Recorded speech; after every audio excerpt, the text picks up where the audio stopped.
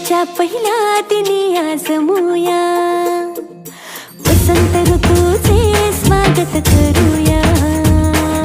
खळबत्ताचे बांधून गुढी उभारूया रांगोळी काढूया फुगडी खेळूया श्रीखंड पुरीचा नैवेद्य वाढूया रांगोळी काढूया तोरण बांधूया नवीन वर्षाचा आरंभ करूया चला साजरा करूया गुढी पाडवा चला साजरा करूया गुढी पाडवा